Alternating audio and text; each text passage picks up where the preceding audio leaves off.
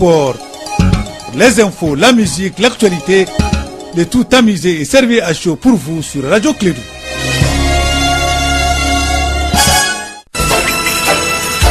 Radio Clédou, le journal avec Sotelma Malitel. Mesdames et messieurs, fidèles auditeurs et consommateurs de Clédou sa matinale, très heureux de vous retrouver. Voici le temps de vous informer, ça s'appelle le journal de Clédou, première édition de la matinale. Je vous rappelle que nous sommes aujourd'hui lundi 25 mars de l'an 2019, qu'il est 7h30 temps universel. Le journal sera présenté par Aruna Tidjaniba. Aruna, bonjour, bienvenue et très bonne semaine à toi. Merci Abdoulaye Andane, bonjour à tous. Bienvenue. Massacre civil Pul à Ogo-Sagou. Le gouvernement dissout la milice d'Ogon et remplace les chefs d'état-major des armées et celui de l'armée de terre. On en parle dans cette édition. Les religieux étaient réunis vendredi pour demander aux autorités de sauver l'année scolaire. Vous aurez plus de détails dans ce journal. Et puis hors du Mali, la 7e édition de l'Africa CEO Forum s'ouvre ce lundi à Kigali. Les participants doivent discuter notamment de l'instauration d'une zone de libre-échange sur le continent. Ce sont les titres de ce journal. Bienvenue à tous.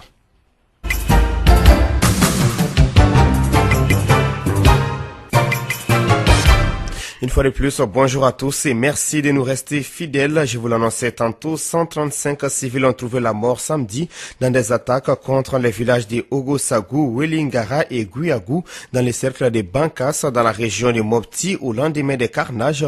Le gouvernement du Mali, lors d'un conseil des ministres extraordinaire, a relevé le chef d'état-major général des armées et celui de l'armée de terre. Kassim Traoré nous en parle. Samedi 23 mars 2019, entre 5h et 6h du matin, des centaines d'hommes habillés en tenue traditionnelle des chasseurs ont attaqué de façon simultanée les villages de Ogo-Sagou, Welingara et Guyagou, en tuant plus de 130 personnes. Parmi les victimes, il y a des femmes enceintes, des enfants de bas âge, des vieillards dont le marabout Barasekou Issa, âgé de 78 ans. Mamad Saleh Anadif, représentant spécial du secrétaire général des Nations Unies au Mali. Dès que nous avons appris l'information, une force de réaction rapide de la MINUSMA a été aussitôt déployée dans le lieu de l'incident. De même, des mesures pour évacuer les blessés vers Sévaré ont été aussitôt prises. Les assaillants ont incendié le village, brûlant 84 greniers, 410 cases et des animaux domestiques. Le gouvernement du Mali s'est réuni en conseil des ministres extraordinaire. Soumelou Boubé Maïga, premier ministre du Mali. C'est ainsi que nous avons procédé à la dissolution de l'association Dana Massagou pour indiquer clairement aux uns et aux autres que la protection des populations reste et restera le monopole de l'État et de désarmer de manière active toute personne qui ne devrait pas être armée.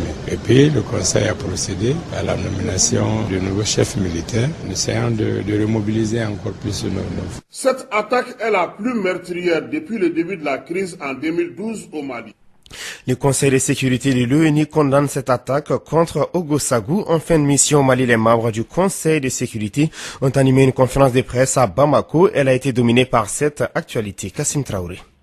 L'entame de cette conférence de presse du Conseil de sécurité, l'ambassadeur français a commencé par la présentation des condoléances. François Delattre. Au nom de l'ensemble des membres du Conseil de sécurité, par exprimer nos condoléances les plus sincères et notre sympathie la plus profonde aux familles et aux proches des victimes qui ont péri aujourd'hui dans cette attaque terrible à Ogo-Sagou Peul, dans la région de Mopti, en exprimant également ses condoléances et cette sympathie à l'ensemble du peuple malien.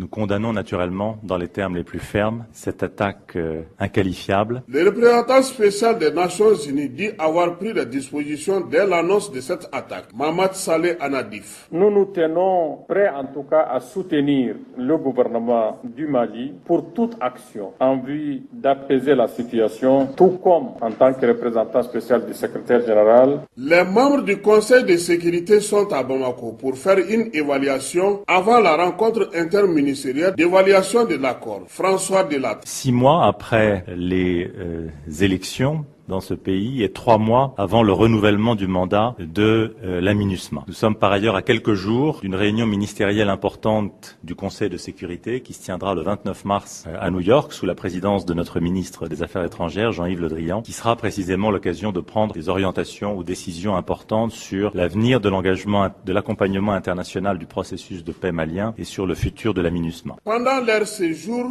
Les membres du Conseil de sécurité ont rencontré le président de la République, le Premier ministre, l'opposition malienne, les partis maliens dans l'accord et surtout la société civile. Après Bamako, les membres du Conseil de sécurité ont mis le cap sur le Burkina Faso. Nous allons continuer de parler de l'attaque dans les centres du Mali. En fin d'édition, nous serons avec les maires de Wankoro, Cheikh Aruna Sankari, qui pointe du doigt la milice d'Anna Ambassagou. Autre actualité au Mali, les religieux manifestent contre la grève des enseignants. Les collectifs des religions ont organisé un rassemblement vendredi devant la Bourse du Travail. Ils demandent aux autorités de sauver l'année en cours et de garantir l'avenir des enfants du Mali. Astan Diawara, reportage. Élèves à l'école et non dans les rues, tout enfant a droit à la scolarisation. C'est entre autres ces quelques impressions qu'on lisait sur les pancartes des manifestants. Mohamed Kimbiri, directeur de la radio d'Ambé. Depuis un certain moment, l'école malienne connaît de façon récurrente des années scolaires et universitaires ponctuées de perturbations et de troubles. Le système éducatif malien est tombé dans un état de calamité très avancé. Sorties intempestives, grèves à répétition, violence dans l'espace estudiantin, programmes tronqués, baisse catastrophique des niveaux, année blanche. Beaucoup de ces manifestants n'ont pas mâché leurs mots concernant le report de la marche. Mais ce que j'ai à dire au peuple malien, à cause de l'école, chacun est interpellé dans la famille pour l'intérêt de nos enfants. Qu'est-ce que l'avenir de nos enfants qui sont demain en jeu? Ibeka, la première année blanche, c'est en 1993-94. Et si nous amenons l'école malienne à une année blanche, ça sera une catastrophe pour le peuple malien. Il y aura 20 ans de retard, ce qui fera en sorte que l'avenir des enfants seront carrément menacés. Je suis Berté Kadiatou. Ce que les parents ont fait aujourd'hui, c'est pas juste. Tout le monde est sorti, mais les parents ne sont pas sortis et les élèves aussi. Qu'est-ce qu'on va dire maintenant? Nous n'avons plus de pères ni de mères. Au Mali, la personne qui doit nous aider à préparer notre avenir nous aide à perturber notre avenir. Mais c'est la fin, hein? Plus d'école, plus d'avenir. Je suis Mohamed Beri Diallo. On était venu pour une marche, pour présenter nos doléances. Et que nos enfants reprennent le chemin de l'école très rapidement. Et nous sommes à un pas de l'année blanche. Cela n'honore pas le Mali. Nous avons constaté avec l'amertume, avec des leaders aujourd'hui qui sont corrompus jusqu'au dernier degré. Je suis déçu, très déçu, parce qu'on est là pour la cause de nos enfants. Mais vraiment c'est décevant.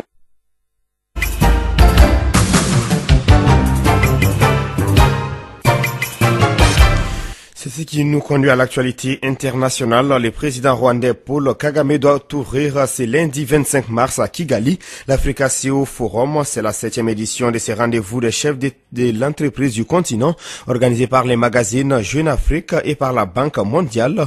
Ce forum économique doit rassembler pendant 2 jours quelques 1500 participants. Ils doivent discuter notamment de l'instauration d'une zone de libre-échange sur le continent africain. Après des mois d'absence, le président gabonais Ali Bongo Ondimba est arrivé samedi à Libreville. Il avait quitté le Gabon fin octobre pour un accident vasculaire cérébral AVC. En 5 mois, le président Ali Bongo n'était revenu que 2 fois à Libreville, chaque fois moins de 48 heures. Depuis son AVC, c'est la première fois que le public voit les chefs de l'État marcher. Plusieurs milliers d'enseignants ont manifesté dimanche à Rabat pour défendre l'éducation gratuite et protester contre les statuts des contractuels au Maroc. Au lendemain d'un énorme rassemblement dispersé par la police, faisant plusieurs blessés légers, la manifestation de dimanche s'est dispersée sans incident après plusieurs heures de défilé jusqu'au Parlement dans la capitale marocaine. Quelques centaines de syndicalistes et militants des partis d'extrême gauche étaient présents à la rencontre. Direction la Nouvelle-Zélande, la première ministre ordonne une enquête nationale officielle sur le massacre de Christchurch. Jacinda Ardern explique qu'elle veut savoir comment un tueur avait pu abattre 50 musulmans dans 2 mosquées le 15 mars dernier. Il est 7h passé de 9 minutes dans le studio Djilibaba Sissoko.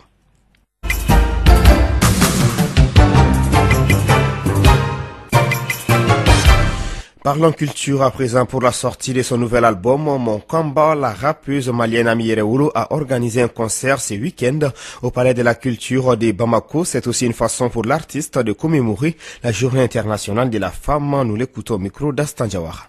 C'est le concert dédicace de mon nouvel album qui vient juste de sortir. On a décidé de faire la dédicace dans le mois de mars, qui est un mois pour les femmes. On a choisi le bon jour, le 22. Ce qui fait tourner les têtes maintenant, c'est Yamba. Yeli, c'est un grand frère et je fais toujours partie de ses collectifs. Et en dehors de ça, c'est quelqu'un qui est toujours là pour moi. Et quand l'album est sorti, j'ai été le voir pour lui demander d'organiser le concert dédicace. Je pense que déjà, on va continuer à serrer la ceinture, nous les femmes, et à montrer toujours que nous avons notre place dans ce mouvement. Parce que dans cet album-là, je parle un peu de tout. Quand même, toutes les choses pour lesquelles je me bats tous les jours. Donc, je me suis dit, pourquoi ne pas appeler simplement l'album Mon Combat? Parce qu'il résume tout ce pourquoi je me bats. Oui, c'est la cause des femmes, l'éducation des enfants, un peu de tout. Et moi, j'essaie de faire croire aux gens que être femme, c'est pas l'habillement. C'est pas l'habillement, ça. Et être femme, c'est dans la tête, dans le cœur. Cet album, il vient d'être classé parmi le top 10 des meilleurs albums d'Afrique. Parce qu'il est sorti fin 2018 et il a été déjà dans les classements. Donc, je peux dire qu'il se porte bien. À l'instant, l'artiste rappeuse malienne Ami Yerewourou qui s'exprimait au micro d'Astan Diawara. Sans transition, la page invitée de ce journal. Nous recevons le maire de Ouankoro, Cheikh Aruna Sankaré. Le candidat à la présidentielle accuse la milice d'Anna Ambassagou. Il est joint par Kassim Traoré. Sankaré, bonjour. Oui, bonjour. Vous êtes le maire de Ouankoro, oui, dans le secteur de Bankas. Comment vous expliquez l'attaque de Dogo Sagou? Bon, d'abord, je m'incline devant la mémoire des victimes de Ogosagou et présente les condoléances à l'ensemble du peuple malien. C'est 23 matin, aux environs de 5h, 6h du matin, des chasseurs d'Anna Ambassagou, dirigés par le chef d'état-major Youssou Tourouba, qui nie d'ailleurs l'implication de son mouvement dans cette affaire de Thierry. Ils sont venus aux environs de 5h du matin. Ils ont commencé par attaquer le domicile d'un érudit de la zone qui s'appelle Barassé Pouissa. Ils l'ont tué, lui, ainsi que toute sa famille et tous les disciples qui étaient dans sa cour, les visiteurs, des réfugiés qui étaient venus. Si vous vous rappelez l'attaque de Koulogo, il y avait quelques réfugiés de Koulogo basés dans sa... nous nous souvenons que le 20 mars, Dana Awasagou a écrit une déclaration prenant la communauté nationale et internationale à témoin que vu l'approche de l'hivernage, ils vont commencer donc à faire des patrouilles. Et donc, voilà les conséquences de leur patrouille. Mais est-ce que vous avez les preuves que l'attaque du 23 est attribuée à Dana Ambassagou et vous pointez du doigt leur chef d'état-major? Je confirme cela, ce sont des chasseurs. Pourquoi les gens veulent dire que ce sont des hommes habillés en tenue chasseurs? Mais bien sûr, nous le confirmons. Et ils font des patrouilles. Hier, ils ont passé toute la journée à Banyagara. Ils ont tué des civils à Banyagara. Ce sont des chasseurs de Dana Ambassagou. Il faut prendre, il faut appeler ainsi. Ils avaient déclaré cela. Ils avaient déclaré. Et puis, ils ont des camps. Moi, dans ma commune à Ouankoro, il y a 4 camps des chasseurs dans ma commune. Et ces chasseurs-là se revendiquent de Dana Ambassagou. Aujourd'hui, quel est l'état d'âme dans le village d'Ogosagou après le village de Dogosagou, c'est un cœur très meurtri, des populations désespérées. Ils ont tout perdu, leur famille, leurs biens. D'ailleurs, il ne reste plus rien dans ce village. Ils continuent encore à ramasser des morts, ceux qui avaient fui, qui ont été tués à quelques kilomètres du village et tout. C'est vraiment un événement très très douloureux. Le Mali n'a jamais connu ça. Et l'ensemble des victimes sont des peuls, des enfants, des femmes enceintes. Hein? C'est vraiment très très triste. Monsieur Sangaré, vous connaissez la zone où vous êtes maire. Est-ce qu'après tout cela, on peut dire que les populations vont revenir à des meilleurs sentiments, reprendre leurs activités? C'est notre plus grand souhait. Parce que aujourd'hui, si nous voyons dans le cercle de Guinée, tous les peuples dans le cercle de Guinée ont quitté les lieux. Si vous voyez, dans le cercle de Koro, il n'y a plus de peuples. Aujourd'hui, dans la zone de Bankas, tous les peuples sont en train de partir. Il y a plusieurs villages qui n'existent même plus. Notre souhait est que vraiment tous les réfugiés retournent dans leur localité. On va vers la sensibilisation parce que c'est ça aussi le Mali. Il faut qu'on se pardonne, il faut qu'on se donne la main. Mais sinon, le problème n'est pas interethnique. Le problème, c'est un problème de groupes armés. Et on ne sait pas, ces groupes armés sont à la solde de qui. Quelle demande à l'État par rapport à cette situation? Oui, l'État a pris des mesures aujourd'hui en limogeant les chefs d'état-major. Moi, je crois qu'en retirant les récépissés, vous savez, l'État a l'habitude de prendre des décisions comme ça, mais il n'y a pas de suivi. L'État avait pris en conseil des ministres, il y a quelques mois, des décisions interdisant donc tout port d'armes dans la région de Mopti. Mais cela n'a pas été suivi. Nous nous rappelons tout récemment où le Premier ministre s'est rendu dans la région de Mopti, où il a donné un ultimatum d'un délai de, je sais pas, 1 mois d'interdiction de tout port d'armes dans la région de Mopti, que tout milice qui ne rend pas son arme sera considéré comme un terroriste. Mais ça a été que des discours, ça n'a pas été suivi. Donc aujourd'hui, nous, les décisions que le gouvernement vient de prendre aujourd'hui, mais nous ne pouvons pas avoir confiance à cette décision si nous ne voyons pas la pratique sur le terrain. Donc l'État doit passer de la théorie à la pratique. Je vous dis, quelle que soit l'ethnie, quel que soit, comme on appelle, des milices. Donc aujourd'hui, l'État doit être, en prenant des décisions, il faut les appliquer. On ne peut pas prendre des décisions à Koulouba et ne pas pouvoir les appliquer dans la région de Mopti. Nous, aujourd'hui, ce que nous demandons à l'État, nous avons suffisamment vu des décisions, nous avons suffisamment vu des prises de décision en Conseil des ministres, en Conseil des ministres extraordinaire. Les propos sont durs souvent, mais il faut aller vraiment vers la pratique. Nous voulons que vraiment les auteurs là soient sanctionnés. Merci beaucoup, monsieur le maire. Merci beaucoup. À l'instant, le maire de Wankoro, Cheikh Aruna Sankare, qui était notre invité ce matin, il est 7h16. C'est tout pour ce journal. Merci à vous de l'avoir suivi. Présentation Arunaba avec la complicité technique d'Abulandan JT. Juste après ce journal, la page Elect. Radio Kédou, le journal avec Sotelma Malitel.